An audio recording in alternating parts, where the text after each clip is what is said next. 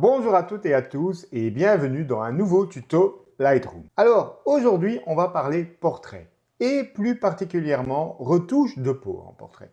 Car vous êtes probablement au courant, depuis la dernière mise à jour importante de Lightroom en octobre dernier, eh bien maintenant il y a beaucoup d'outils pour nous faciliter la retouche de portrait. Si vous avez loupé les nouveautés de cette sortie, je vous invite à regarder la vidéo qui est ici en haut à droite et qui vous récapitule un peu toutes les nouveautés de ce fabuleux logiciel. Comme vous le savez, je ne suis pas un grand spécialiste de la photo de portrait, donc j'ai demandé à Marie-Laure Renoux, qui est également ma monteuse vidéo et qui est aussi photographe, de m'envoyer quelques photos de portraits non retouchés afin que je puisse vous montrer ces techniques. D'ailleurs, je vous invite à aller découvrir son travail de photographe. Je vous ai mis l'URL de son site ici en dessous. Merci encore à toi, Marie-Laure, pour ces fichiers. Voilà donc les 5 photos que Marie-Laure m'a envoyées et j'ai choisi celle-ci. Pourquoi? Tout simplement parce qu'elle est a priori la plus compliquée. Parce que comme vous pouvez le voir, elle est quand même assez fort sous-exposée. On voit qu'il y a des ombres très marquées sous les yeux. Vous voyez également qu'il va avoir pas mal de travail de retouche de peau. C'est pour ça que je vous montre cette photo en particulier. En plus, j'aime bien l'atmosphère de la photo, un peu mystérieuse comme ça, avec les branches et tout. Dans Lightroom 2023, maintenant, je vais vous montrer comment on peut créer, simuler de la séparation de fréquences, habituellement réservée à Photoshop, et le Dodge and Burn pour le traitement de peau. Alors, sans plus tarder, allons découvrir ensemble ces nouvelles techniques.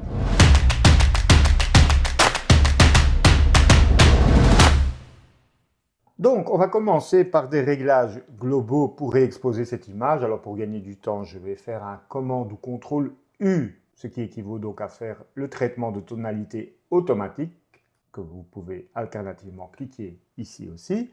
Au niveau balance des blancs, je trouve que la peau est fort bleutée. D'ailleurs, si j'observe les valeurs ici de l'histogramme, des couleurs, je vois que dans l'axe B, donc bleu, jaune, en négatif, ce qui veut donc bien dire que on est fort bleuté. Donc ce que je vais faire, vu que je n'ai pas trop envie de rendre l'arrière trop jaune, trop présent, je vais sélectionner mon sujet uniquement. Donc pour ça, on active l'outil masque, ici en haut à droite, et donc comme vous pouvez le voir, maintenant vous avez toutes les nouvelles fonctionnalités, et vous voyez qu'il vient de détecter la modèle, voilà. Et donc ici, moi ce qui m'intéresse, ce n'est pas pour le moment d'avoir un masque des parties distinctes qu'on utilisera plus tard pour certaines opérations, mais maintenant un masque global. Voilà, créer un masque. Et donc j'appuie sur O pour juste voir s'il a pris l'entièreté en compte. Alors vous voyez qu'il manque ici en bas un petit peu la main et le bras puisqu'ils sont hors zone de profondeur de champ. Ils sont dans une zone floue de la profondeur de champ et donc ils n'arrivent pas à détecter que c'est un bras.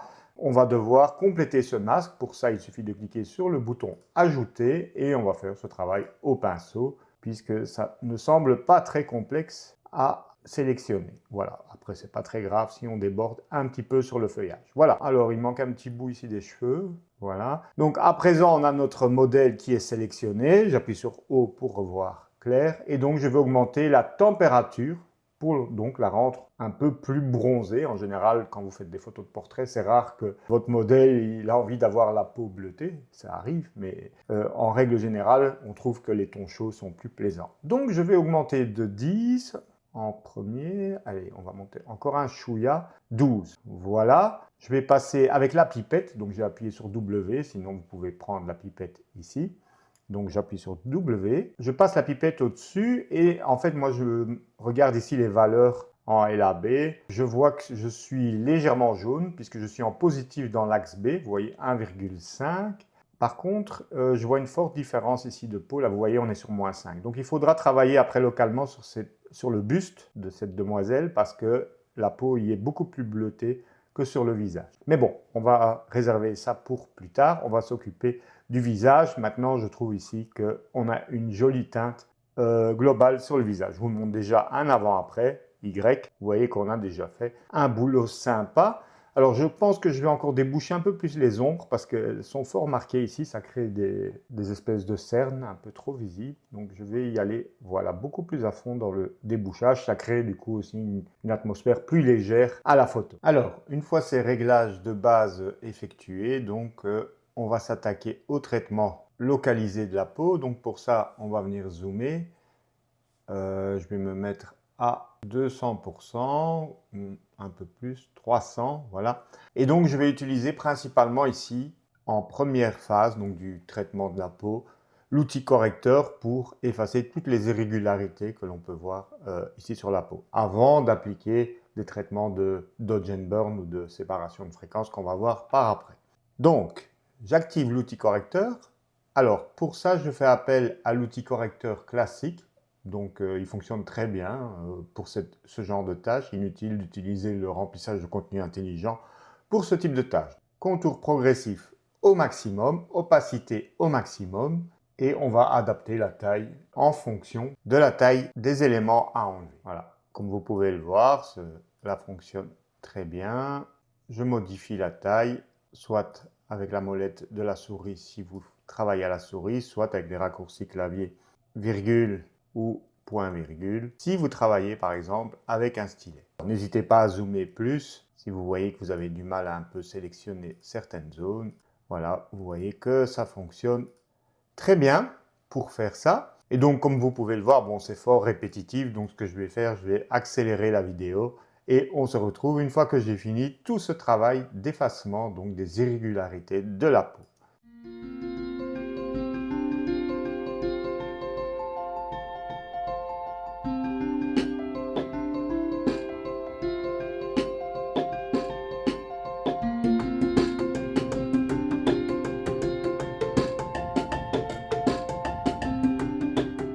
Notez que quand le résultat ne vous plaît pas, vous pouvez appuyer sur la touche slash, donc la barre oblique, et en fait il vous propose du coup un autre résultat, il va chercher ailleurs la zone source. Donc ça permet de très rapidement résoudre ce genre de petits soucis quand le résultat de l'outil correcteur n'est pas correct.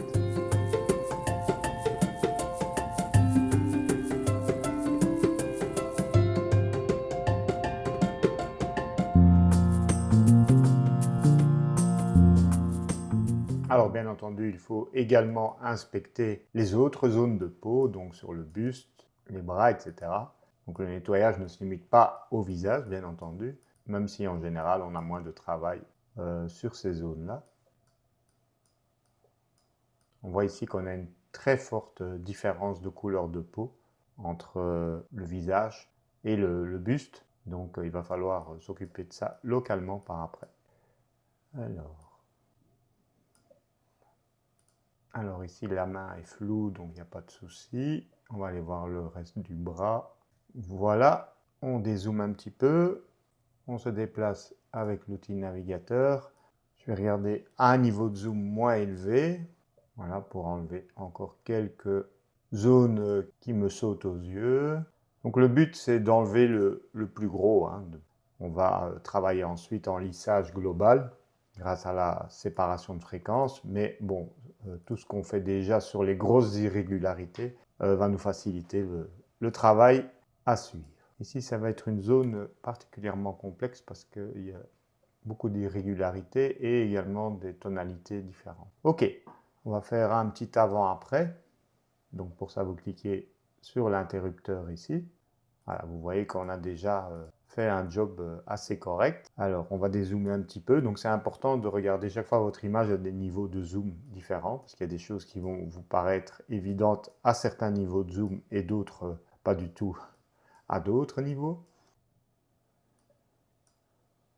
Voilà, ici c'est mieux dans cette zone du nez qui me dérangeait un petit peu. Alors les grains de beauté, je les laisse parce que vous ne savez jamais si votre modèle souhaite les conserver ou pas. Donc soit vous lui demandez, mais ne prenez pas l'initiative de le faire sans avoir demandé au préalable. Vous pourriez avoir des réactions négatives. Ok, encore un petit avant-après. On dézoome un peu plus fort pour voir l'entièreté de l'image, du portrait. Donc ça va donc clôturer cette première phase donc, de correction des irrégularités à l'aide de l'outil correcteur. Et donc maintenant, on va pouvoir passer à la phase de lissage de la peau. Quand on parle de lissage de la peau, il y a deux techniques qui sont fréquemment utilisées en retouche de peau. C'est d'une part la séparation de fréquences et d'autre part le dodge and burn. Alors, la séparation de fréquences, je vous montre dans Photoshop, c'est une technique donc qui permet de séparer les masses de couleurs de la texture. Donc vous voyez ici, vous avez un calque couleur qui est donc flouté, où vous ne percevez plus que les masses, vous ne voyez plus les fins détails, et un calque qui s'appelle détail, que je vais vous passer en mode de fusion normal pour que vous compreniez bien son rôle, où vous ne voyez plus que la texture. Et donc, quand on passe ce calque en mode de fusion lumière linéaire, eh bien, vous ne voyez plus la différence. Donc, comme vous pouvez le voir, le dossier séparation de fréquence, quand je l'active ou le désactive, vous ne voyez pas la différence. Mais par contre, on a réussi à séparer les détails des couleurs. C'est-à-dire que je vais pouvoir travailler donc sur ce calque détail, par exemple, cloner de la texture sur une autre zone de texture, voilà, sans impacter la couleur, puisque la couleur, elle est sur son propre calque. Donc je vous montre, avant, après, vous voyez, il n'y a pas de modification de la teinte à l'endroit où j'ai appliqué le duplicata de texture. Dans Lightroom, on n'a pas la possibilité de créer plusieurs calques, comme vous le savez, mais j'ai appris d'une photographe américaine qui s'appelle Christina Scherk et qui est donc spécialisée en retouche de portraits qu'il était possible de simuler de la séparation de fréquences dans Lightroom. Surtout maintenant avec les nouvelles fonctionnalités de sélection de peau qui sont possibles. Et donc je vais vous montrer comment procéder. Donc pour ça, vous allez sur l'outil masquage et vous allez sélectionner une personne évidemment. Et c'est ce qu'on a fait précédemment, mais cette fois on va s'intéresser donc à la partie peau. Peau du visage et peau du corps. Alors comme vous pouvez le voir, il n'a pas pris en compte toutes les parties, donc il va falloir compléter au pinceau, mais globalement sinon au niveau du visage, vous voyez qu'il a bien éliminé les lèvres, les sourcils et les yeux et les cheveux du masque. On ne va pas créer deux masques distincts puisqu'on va appliquer le même traitement sur l'ensemble de la peau ici, donc on va créer un masque. Voilà, qu'on va venir donc compléter. Donc je rappuie sur O, je viens zoomer. Donc on va le compléter avec le pinceau. Voilà, ajouter pinceau et on va venir peindre donc. Alors on peut essayer de peindre avec masquage automatique coché. Ça nous permettra éventuellement d'éviter de déborder sur les feuilles, même si je vous avoue qu'ici ça n'a pas de grande importance, mais bon, dans d'autres cas ça pourrait l'être, donc autant vous montrer une technique universelle. Voilà, ici on est bon, encore un petit bout de peau là et là. Et alors la zone qui était un peu floue ici, comme dans la sélection de sujets global précédemment, c'est normal, il n'arrive pas à détecter des zones qui ne sont pas nettes. Voilà. Bon, ici on aurait pu d'ailleurs se passer de faire la séparation de fréquences puisque on est sur des zones floues.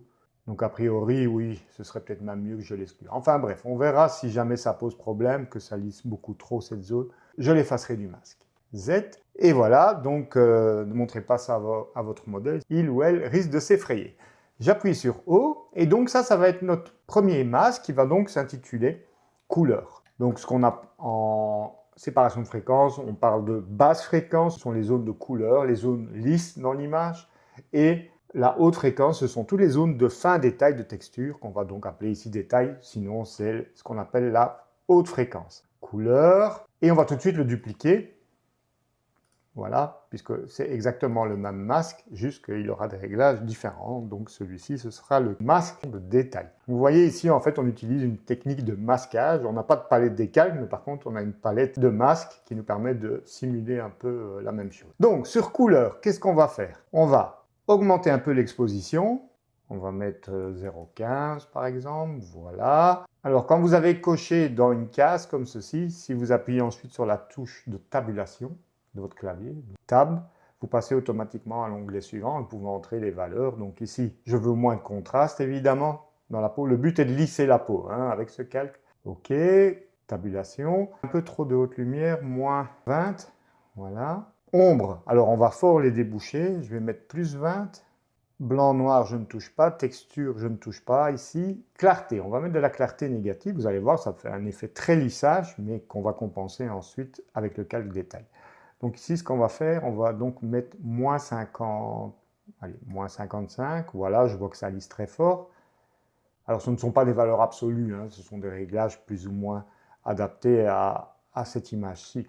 Netteté, on va la réduire. Le but est d'avoir du lissage. Et on peut d'ailleurs travailler avec le curseur bruit.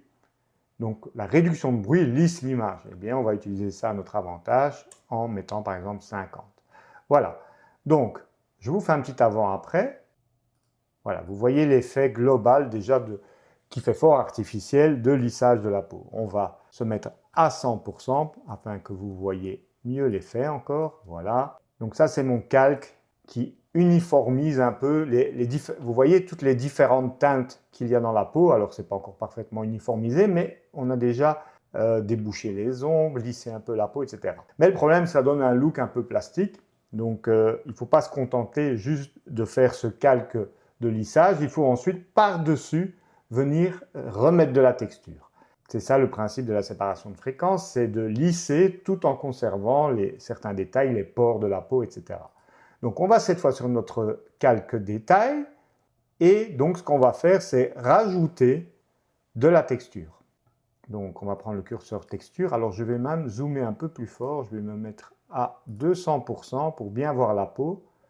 Et donc, je vais rajouter de la texture. Alors, le but, évidemment, c'est de ne pas refaire réapparaître tous les défauts, mais que la peau ait un aspect plus naturel.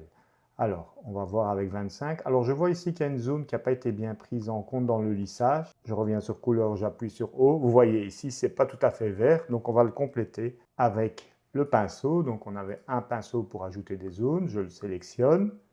Voilà. Et je viens comme ceci. Alors, je vais enlever le masquage automatique. Sinon, en fait, il ne me permet pas de peindre où je veux. Voilà. Et donc ici, je vais venir compléter. Après, ici, c'est vraiment pas grave que ça rentre un petit peu dans les cheveux. Oh, voilà. Vous voyez, du coup, l'effet s'est appliqué dans la zone. Alors, dans Détail, je viens donc, comme je vous l'ai dit, ajouter de la texture. Alors, ça, c'est fait. On peut rajouter un peu de netteté également. Alors, pas trop. Voilà, 20, 30. Et on peut réintégrer le bruit original qu'il y avait dans l'image, donc en allant cette fois vers des valeurs négatives. Alors là, vous voyez que là, la texture, le bruit de la photo est revenu. Voilà, ici à moins 60, ça me semble assez correct. Et donc je vous montre, sans ce rajout de texture, on a un effet fort artificiel, alors que là maintenant, on a un lissage, mais qui est beaucoup plus naturel. Donc je vais vous montrer sans les deux calques, voilà. Donc voilà la photo sans séparation de fréquence et donc après. Alors pour mieux percevoir les différences, je vais créer ce qu'on appelle une copie virtuelle où je vais désactiver les deux calques. Voilà, commande apostrophe ou clic droit, créer une copie virtuelle, c'est pareil. Voilà, donc ça c'est ma copie dite virtuelle puisqu'elle n'existe pas vraiment sur le disque dur avec les deux masques désactivés. Donc une fois que c'est fait, je vais mettre les deux en comparaison en appuyant sur C. Et donc vous pouvez voir à gauche la version sans séparation de fréquence et à droite la version donc où la peau est un peu lissée. Donc vous voyez qu'il y a beaucoup moins d'irrégularité dans la peau. Évidemment, vous pouvez réintervenir. Et chose qui est puissante également dans les masques, c'est que si vous trouvez un effet trop exagéré, je vous rappelle, vous avez toujours le curseur quantité ici, qui vous permet instantanément soit de baisser, donc je vais zoomer un peu plus fort sur le visage, donc qui vous permet soit de diminuer l'effet, soit au contraire, si vous ne le trouvez pas assez fort, l'amplifier. Donc ici, je trouve qu'il était assez correct. Après, vous pouvez faire pareil pour le calque détail. Si vous trouvez que détail finalement fait revenir trop de texture, vous pouvez bien entendu réintervenir sur tous les curseurs individuellement, mais c'est encore plus simple de jouer comme ceci avec le curseur quantité. Voilà. Ici, par exemple, à 70%, ça me semble pas mal. Avant, après. Voilà. Donc ça clôture la partie donc globale de lissage, séparation de fréquences. Maintenant, donc, on va passer à la partie dite de Dodge and Burn. Alors, le Dodge and Burn, en fait, consiste à éclaircir et assombrir certaines zones de l'image. Le Dodge, ça veut dire éclaircir et Burn, assombrir.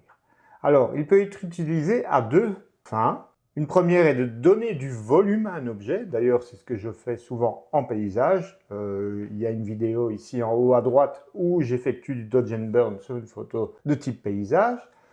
Ou au contraire, il nous permet d'aplatir les volumes. Alors, je vais vous montrer rapidement les deux cas afin que vous compreniez bien. Donc ici, j'ai une sphère de gris neutre et je vais créer deux masques.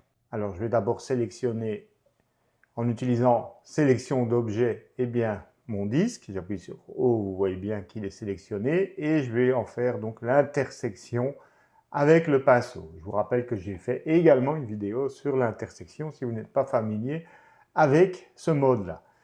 Donc maintenant, il va faire donc l'intersection entre le disque et où je vais peindre. C'est pour éviter que mes coups de pinceau ne débordent hors du disque. Je vais commencer par du dodge. Donc le dodge va consister à éclaircir. Alors là, vous voyez que tout s'éclaircit. Hein. Voilà, c'est même blanc. Donc je vais d'abord baisser un petit peu le temps que je mette un réglage. Alors, ce qui est important dans le Dodge and Burn, c'est le débit. Donc ici, quand vous avez vos paramètres de pinceau, faites bien attention de mettre le débit sur une valeur très faible. Habituellement, on travaille avec des valeurs de 10 maximum, voire même souvent 3, 4, 5. Ici, je travaille avec un stylet et une tablette graphique qui me permettent donc de doser l'effet en fonction de la pression avec laquelle je pousse sur la tablette. Alors avec la souris, on peut le faire, c'est juste que c'est un peu moins pratique. Lightroom nous permet donc d'appliquer un réglage en fonction de la pression exercée sur le stylet. Donc ici, j'ai un grand pinceau, comme vous pouvez le voir, qui va donc augmenter l'exposition. Eh bien, je vous montre, voilà. Maintenant que j'ai fait un premier coup de pinceau, je vais mettre le réglage à fond. Voilà, et donc, vous voyez, j'insiste un peu plus ici, voilà, je crée une espèce de zone de lumière dans la partie supérieure de la boule, du cercle, et maintenant je vais faire l'inverse, je vais donc créer un nouveau masque, de nouveau pareil, sélection d'objets, hop, j'entoure le cercle, voilà, intersection avec un pinceau, mais cette fois donc en mode obscurcir, donc je vais baisser l'exposition, voilà. Je fais juste un petit réglage comme ceci pour voir où je peins. Voilà, et maintenant je vais accentuer le réglage. Et donc, idem, voilà, je pousse plus ou moins fort sur mon stylet ici, et puis progressivement, je peins moins fort. Et qu'est-ce qui se passe, comme vous pouvez le constater, c'est que ça crée un ombrage en fait sur ce qui était à la base un disque plat, et progressivement, d'ailleurs, je peux augmenter l'effet en utilisant le curseur quantité, voilà. Vous voyez que ça ressemble de plus en plus à une boule de billard. Donc là, je vais revenir sur mon calque de Dodge, voilà, pour par exemple éclairer plus certaines zones, voilà, en travaillant de manière circulaire. Je reviens sur mon calque de burn, donc d'assombrissement, et je travaille comme ceci l'ombrage. Voilà. Donc, en gros, si on désactive les masques, vous voyez, on est passé de quelque chose qui paraît tout à fait plane à quelque chose qui semble avoir un relief.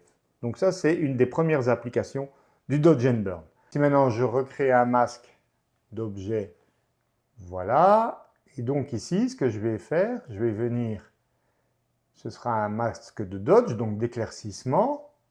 Donc intersection avec le pinceau, voilà, hop. J'éclaircis,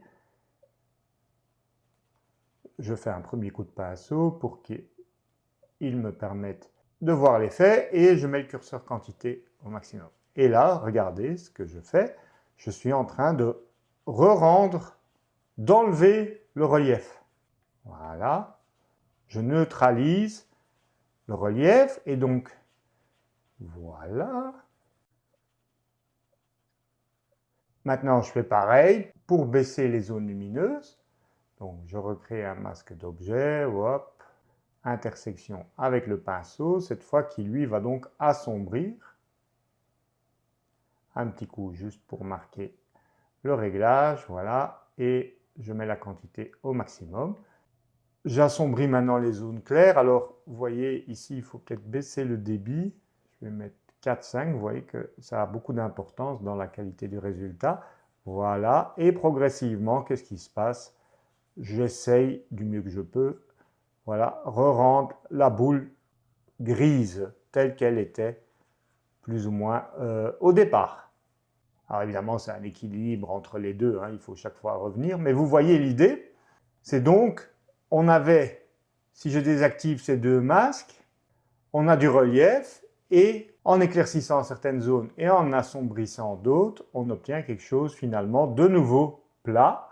Eh bien, c'est ce qu'on va faire donc pour le lissage de peau. Puisque qu'est-ce que c'est la peau? Si on regarde en détail, au niveau même du pixel, donc là je suis au maximum, je suis à 1600, Et donc, qu'est-ce qu'on voit? C'est qu'en fait, tous ces détails sont finalement qu'une alternance de zones un peu plus claires, un peu plus sombres. Vous voyez chaque carré de pixels, un peu plus clair, un peu plus sombre, un peu plus saturé aussi également. Mais si on fait ce qu'on appelle du micro dodge and burn, c'est-à-dire qu'on vient ici assombrir les pixels les plus clairs et éclaircir les pixels les plus sombres, on va arriver à quelque chose qui va s'égaliser. Et donc, qui va donner l'apparence, au final, d'une peau beaucoup plus lisse. On va mettre ça en pratique tout de suite.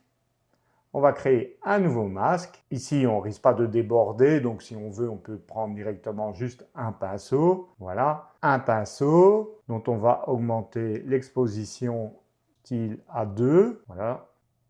Et on va venir placer un premier point. Alors, on va jouer beaucoup avec la taille du pinceau aussi. Donc, pour la changer, je vous rappelle le raccourci virgule ou point virgule pour la réaugmenter. Laissez le contour progressif toujours à 100 ici. Voilà, et on va zoomer à fond. Donc, vous voyez, j'ai une taille de 2 et un débit. On va travailler vraiment avec des débits très faibles. OK, avec un débit très léger de 5. Et par exemple, ici, on a des pixels plus sombres. Eh bien, je viens les éclaircir. Et donc, ce que je vais faire, voilà, c'est chaque fois de travailler comme ça de manière micrométrique sur les pixels les plus sombres. Alors, vous voyez qu'il y a également, lorsqu'on pratique du dodge and burn, une montée de saturation. Donc ça, on corrige par après. Donc vous ne tracassez pas. D'ailleurs, si vous ne voulez pas être distrait, une bonne solution consiste à passer votre image en noir et blanc en la désaturant. Il vaut mieux le faire en désaturant ici, parce que sinon, quand vous appliquez un profil noir et blanc dans Lightroom, ça va augmenter également les contrastes, ce qu'on ne veut pas. Donc on veut juste en fait un calque, entre guillemets, qui nous empêche d'être distrait par la couleur. Donc pour ça, on va créer un masque dégradé, par exemple, en dehors de l'image. Voilà, vous voyez, il est en dehors de l'image. Et donc, je vais venir sur saturation. Donc, on effacera évidemment ce calque. Voilà. C'est juste que lorsque je vais faire mon travail de dodge, je ne suis pas distrait par la couleur et la montée en saturation. Donc ici, je suis bien sur mon pinceau. Voilà, je vais le renommer tout de suite. Dodge. OK. Et donc, comme je vous ai dit, je vais éclaircir, voilà, les pixels les plus sombres. OK, voilà. Regardez ici. En faisant ce type de travail, vous allez souvent avoir l'impression de ne rien faire. Hein.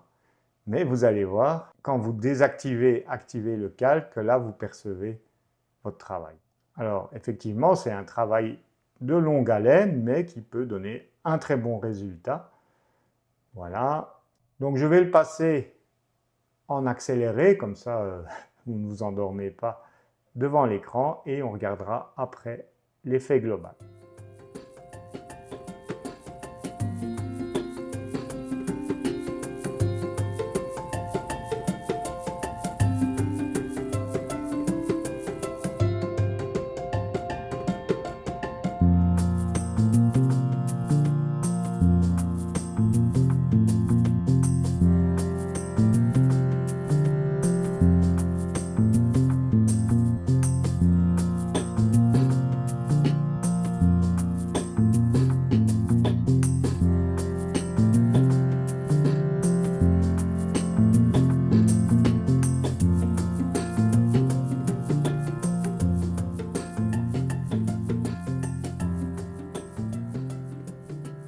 Alors, on va faire un petit avant-après. Donc, je vous montre avant. J'appuie sur H pour que vous ne soyez pas distrait par les pastilles. Et après, vous voyez l'effet de lissage provoqué par le dodge, donc principalement maintenant dans les ombres. Et maintenant, donc, la deuxième phase va être de créer donc le même genre de masque, un pinceau. Mais cette fois, donc, ça va être en burn, c'est-à-dire qu'on va baisser l'exposition, voilà, genre de stop, et idem, on va prendre donc le pinceau, très faible débit et une faible taille, et on va venir donc maintenant égaliser, c'est-à-dire toutes les petites zones qui sont un peu trop claires, par exemple ici, eh bien, on va venir les assombrir, voilà.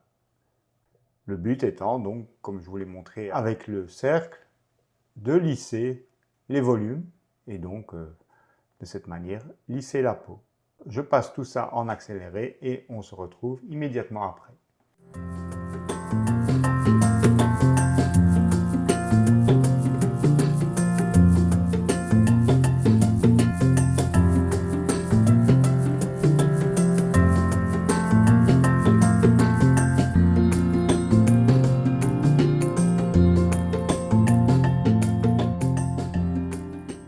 Et voilà donc l'effet burn. Donc vous voyez, j'ai assombri certaines zones. Donc par exemple le point chaud sur le nez où vous voyez ce reflet. Donc le but est d'harmoniser un peu l'ensemble. Alors maintenant évidemment, donc on va faire un petit avant-après. Voilà, avant et après donc dodge and burn. Évidemment, je l'ai fait sur le visage, hein, parce que c'est juste pour vous montrer le principe. Alors maintenant, vous allez voir que quand je vais enlever le masque des saturations, vous allez voir des différences de saturation parce que quand on éclaircit ou assombrit dans Lightroom, ça modifie également la saturation. Donc, il va falloir intervenir sur les réglages, voilà, de ces pinceaux pour désaturer ce qu'on a peint, voilà. Alors, c'est surtout en Dodge, voilà, voilà qui est beaucoup mieux maintenant avec un réglage donc de désaturation. Alors, on va regarder un petit peu en grand donc par rapport à la version originale. Donc, je vais les mettre en comparaison. Hop, C et inverser. Voilà. Donc, oui, on va zoomer pour voir plus en détail.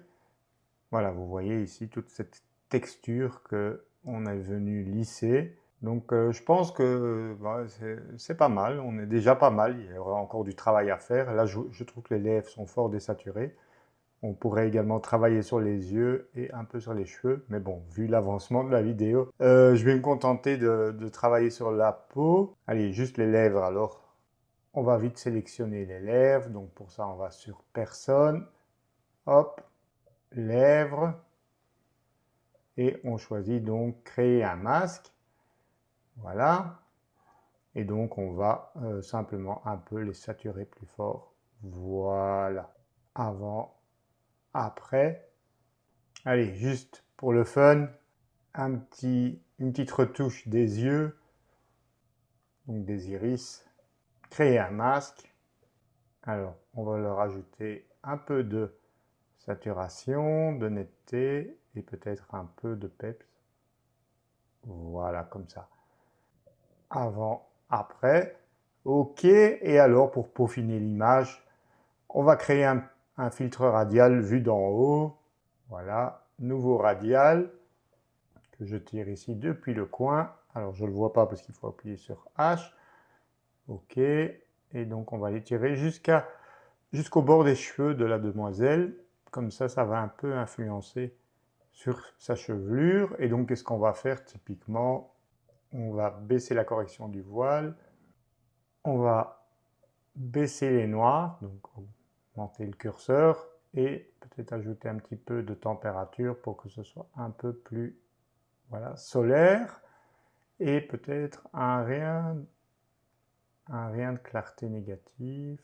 On va voir ce que ça... Voilà, oui, c'est pas mal comme ça, je trouve. On peut un peu l'agrandir. Hop.